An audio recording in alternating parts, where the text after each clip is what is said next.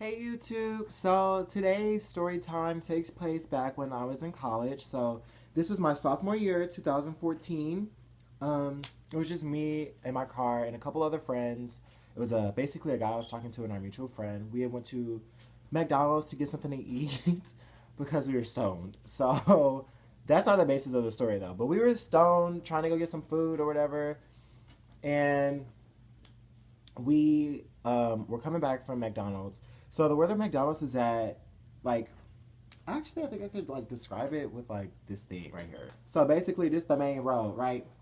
We coming down here, then we gotta make a quick ass left right here. Then we wait at a light, then we go some more, and then we make a right, and then we make a left. The way it looks, you make a right and then you make a left, bitch. I'm driving down the road and okay, this is very crucial to the story because I don't know if this guy was offended by my vehicle or not.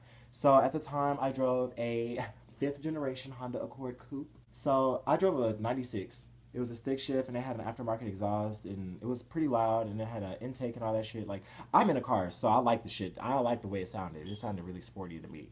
But other people found it offensive. Whatever. So we're driving or whatever, and we make the quick right the quick left to get behind the church or whatever. And there's this red pickup truck in front of me doing like two. So I was like, bitch, let me go around him. But I couldn't go around him because there was traffic. So like I just gave him two or three car lengths because I didn't want him to get like I already know how my car sounds and I know that people think I'm an aggressive driver, so I was like, let me just give him some space. Plus, it's nighttime. Like nobody wants to be followed at night. So, um, as we're nearing like the park, which is on this side, and the fire station on this side, it's a skinny two-lane road. Dude like pulls over to like by the fire station, so I was like, oh, he must be a firefighter, like he's going to work or whatever. Like I don't know.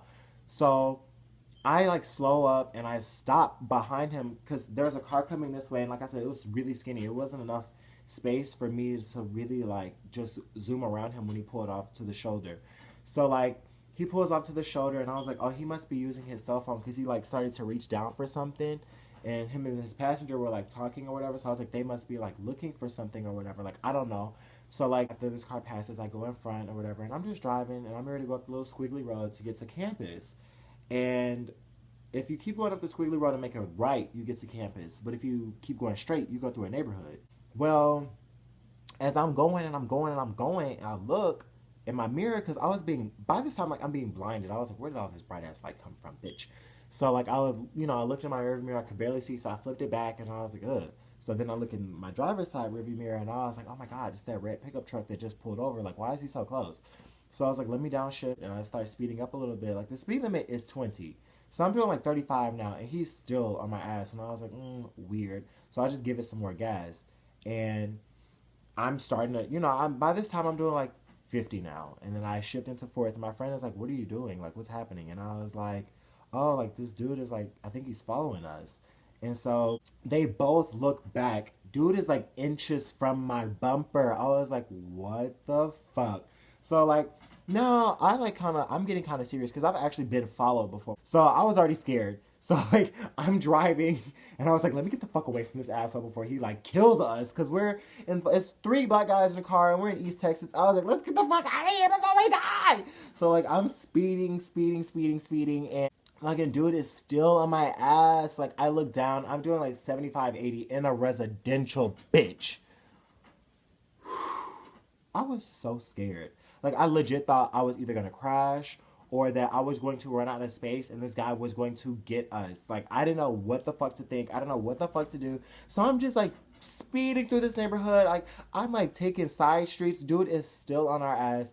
Like by the time I like busted this quick ass left that I knew was like a shortcut to the school. Like I look back in my rearview mirror and he's not there, and I was just like so scared. We drive normally back to the campus or whatever, and I park my car, and I was just like shaking in fear, bitch. I was like, oh my god, what the fuck just happened?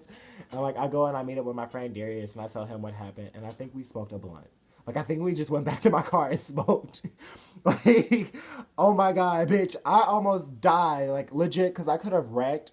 Like, weaving in and out of the trap, like not traffic, but the streets and stuff like that. Like my car was not the most agile at the time. I needed some front suspension work done. So this was really dangerous. And I was just like, oh my God, we almost died. So that was my time. Sorry, my camera died. But that was basically my time being chased down. And that was my story time. So I hope you guys enjoy. Bye.